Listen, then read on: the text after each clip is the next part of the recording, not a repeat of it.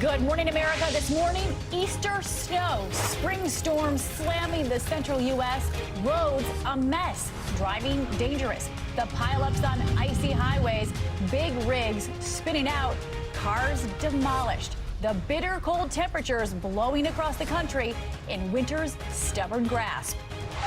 The developing story overnight, trouble at a police protest. The law enforcement vehicle hitting a demonstrator in Sacramento after a rally for Stephon Clark, fatally shot by police. Come here, good. You're living in communities that are like war zones. The call for change this morning.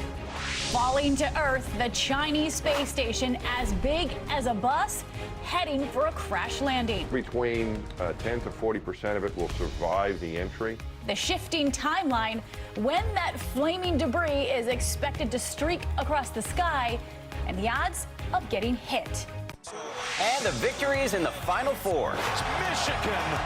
The Cinderella story ends for Loyola Chicago with a win by the Wolverines, but respect for the team and Sister Jean. I'm a big fan of you guys. You did an amazing job. As Villanova beats Kansas with a record-setting performance, setting up tomorrow's showdown. Live from ABC News in New York, this is Good Morning America. Not if I call you out. could. So Paula doesn't want to be seen doing this, but just before we came on the air, she was fist pumping because she's a Michigan fan. Sister Jean. I feel so guilty.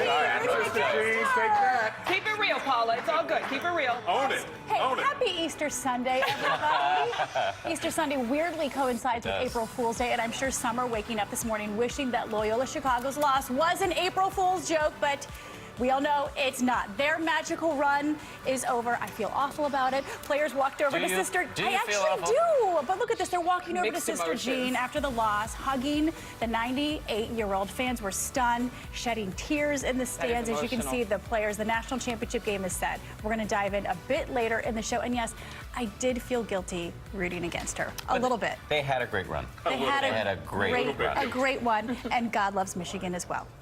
That's right. We're going to start here, though, with a story that Sam Champion has called Dude, Where's Spring? It's a callback to the classic Hollywood film, Dude, Where's My Car?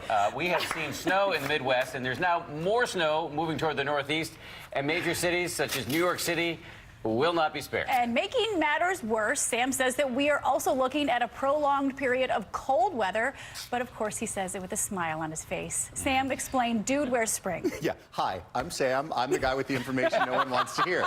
But let's tell you, because you're going to need to get through it anyway. We've got two things that come together to make this not spring-like spring weather. One pocket of cold air, one fast-moving moisture system. So let's get the pocket of cold air in. And now we're dropping those cold temperatures into Joplin, St. Louis, Louisville, Indianapolis, Columbus right now. Follow the squiggly line because this morning in, well, call it Wyoming, there's a little bit of snow that's been falling there, several inches there, had enough to have some car wrecks. Same thing is going to get into Nebraska. Nebraska, you're probably the winner out of this, about 6 to 8 inches of snow. Stop this thing at about 6 p.m. You can see right as you're finishing your Easter dinner, St. Louis, Indianapolis, Joplin, Louisville, all involved here to get that moisture. Then track it fast because it's moving about 50 miles an hour in your town. As this storm passes, you only have about 4 hours to collect any snow in this. And we believe that tomorrow morning, Monday morning, as everybody's getting ready for school and work, Hartford, New York, Philadelphia, Washington, D.C., that's your moment of getting a little wet snow. Probably an inch of snow on grassy surfaces. Roads will be a little bit slippery. So we'll fill you in with all the totals and the rest of the information you need as the morning goes on. Paula, Dan? Sam, thank you very much. No matter what the weather, millions of Christians will be celebrating Easter today, and they're going to be doing it here in America, and they've already started all around the world. Pope Francis, you can see, delivering his Easter message to tens of thousands who were subjected to heavy security checks to witness it all in St. Peter's Square. And our James Longman is covering the story from London this morning. James, good morning. Good morning and happy Easter to you, Paula and Dan, and everyone watching. Today, of course, the most holy day for Catholics around the world, and Pope Francis has been leading Mass in the Vatican in front of thousands, as you say. His Easter message had a global theme, asking for prayers for Syria and, in his words, a people worn down by an apparently endless war. He asked the faithful to remember children caught in conflict in places like Yemen, Central Africa, South Sudan and Ukraine, and in the Holy Land, where there's been renewed violence this week. He prayed for the fruits of reconciliation. Francis called for dialogue and mutual respect in the Korean peninsula and appealed for wisdom for those in negotiations. And earlier in the Mass, he left the crowds with a question, asking them if they're open to surprises and willing to embrace new things, or if they're always putting things off to tomorrow. We could probably all do with a bit of that advice. Guys? Message is always resounding so deeply, James. Thank you for your reporting from London. And to Sacramento now, and an inflammatory development overnight in the case of Stephon Clark. He's the unarmed black man shot by police in his grandmother's backyard. At a protest overnight, a sheriff's vehicle collided with a person in the crowd. It came hours after we heard emotional statements from Clark's family at a separate rally. ABC's Zachary Quiche is on the ground and covering it all. Zachary, good morning to you. Good morning to you, Dan and Paula. That's right. This sheriff's vehicle hit a woman who was part of a larger protest in the streets last night demanding justice.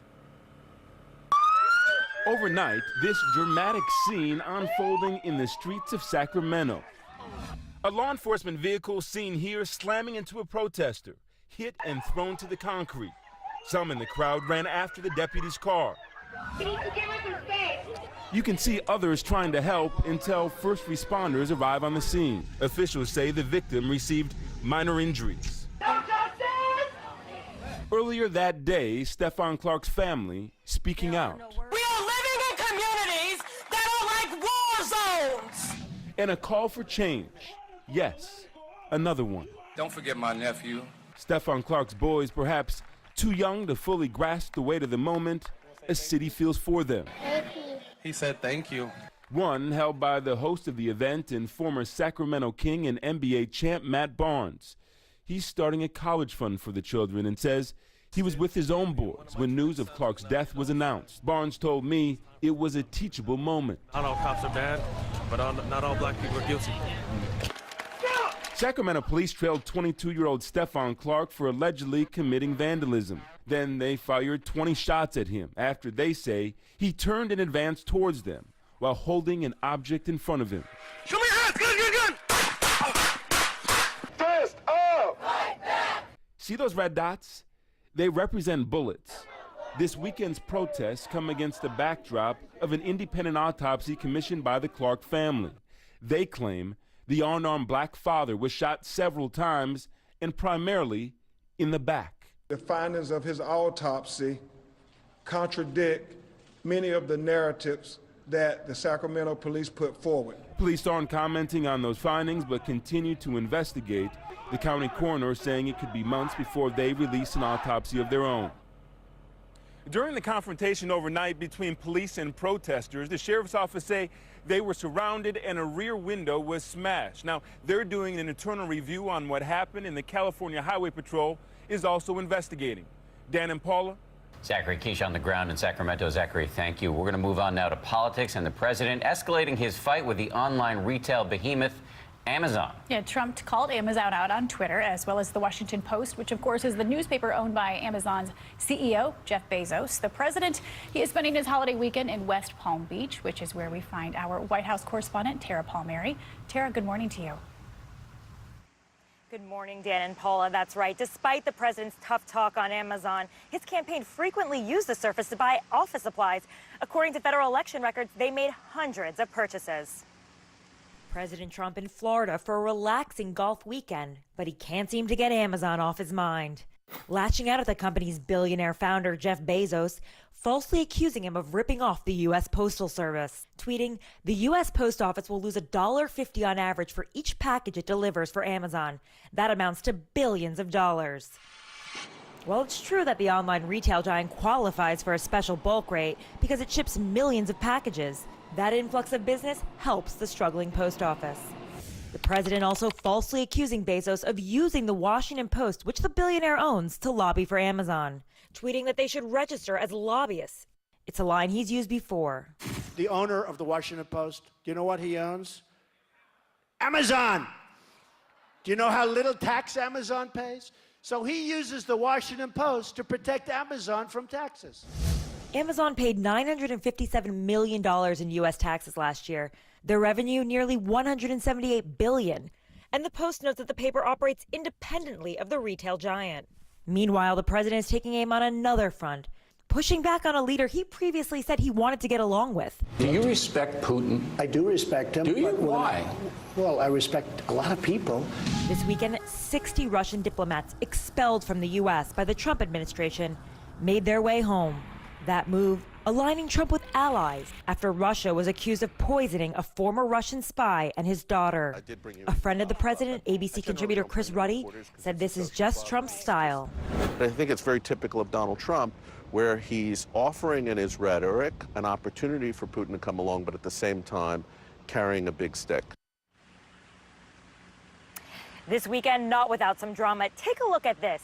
This sign at the Trump International Golf Course down here, vandalized, smattered with red paint that looks like blood.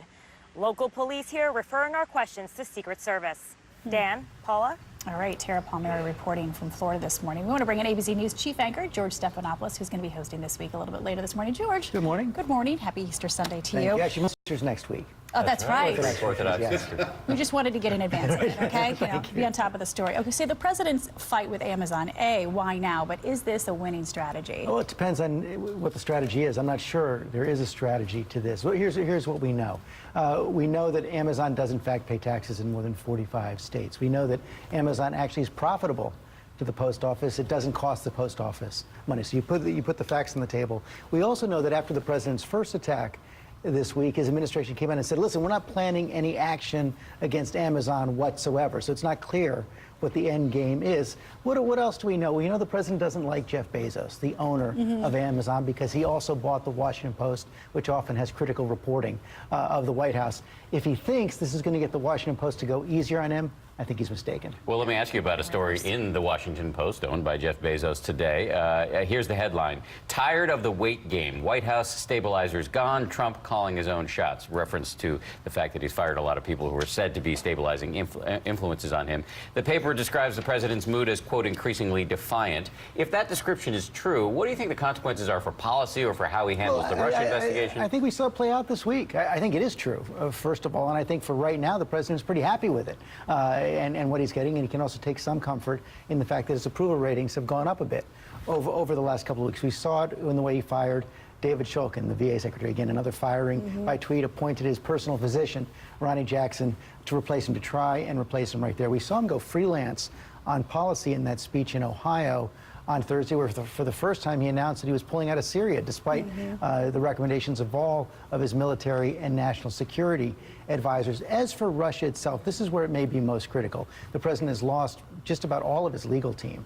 The legal team that is still in place right now doesn't have a lot of experience with litigation, doesn't have a lot of experience with investigations. They're up against a team of almost 20 on Robert Mueller's staff who are all very experienced in all these issues. We also know that John Dowd, the president's attorney who left, did not want the president to do an interview with Robert Mueller. The president reportedly really does want to sit down for an interview with Robert Mueller. That could be a fateful decision for the president.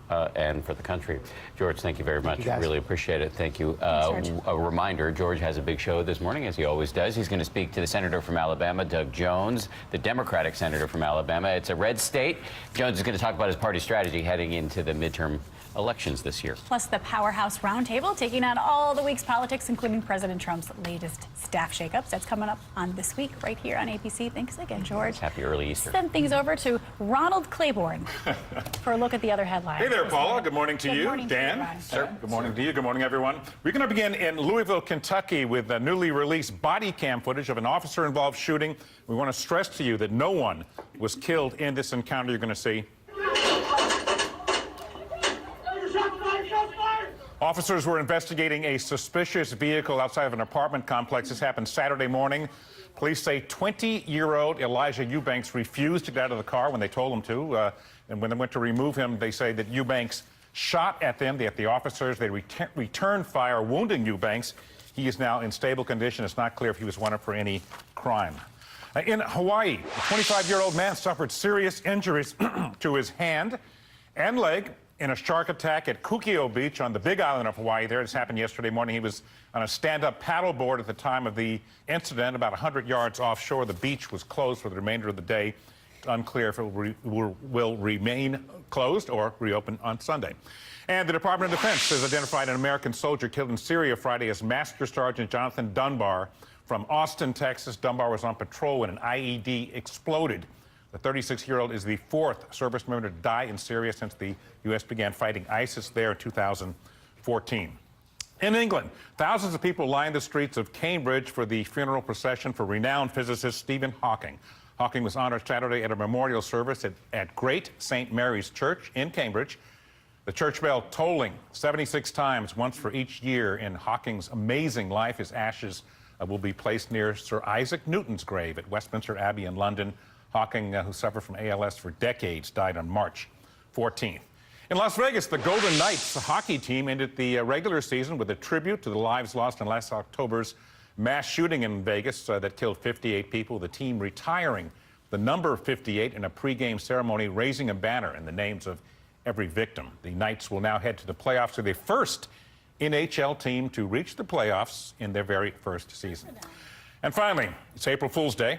Yes, it is. Be on the lookout for being fooled.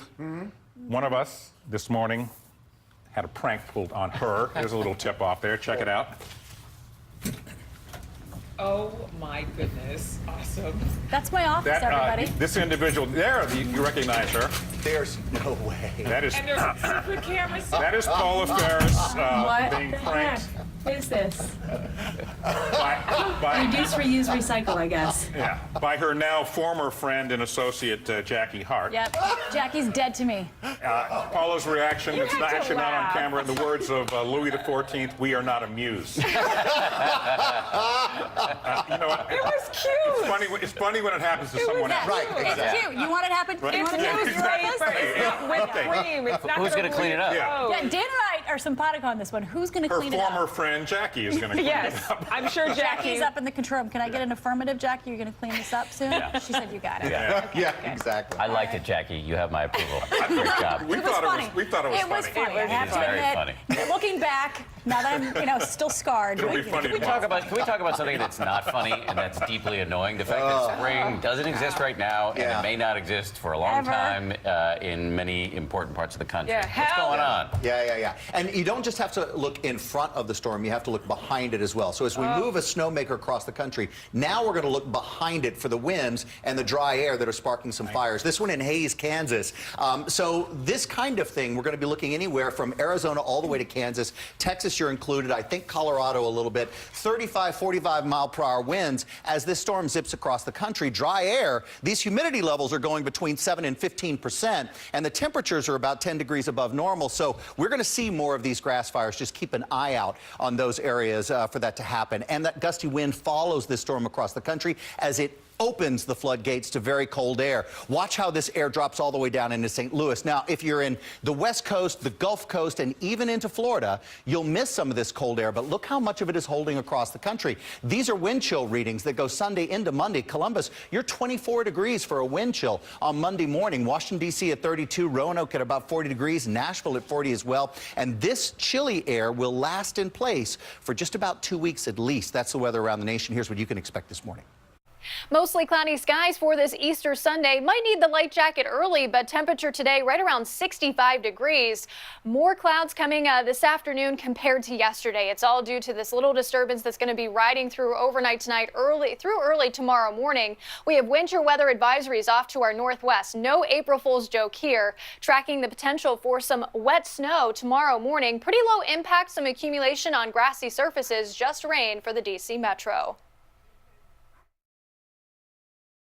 Where's the feet? The heat? The feet. Where's the feet? Oh, my God. Really?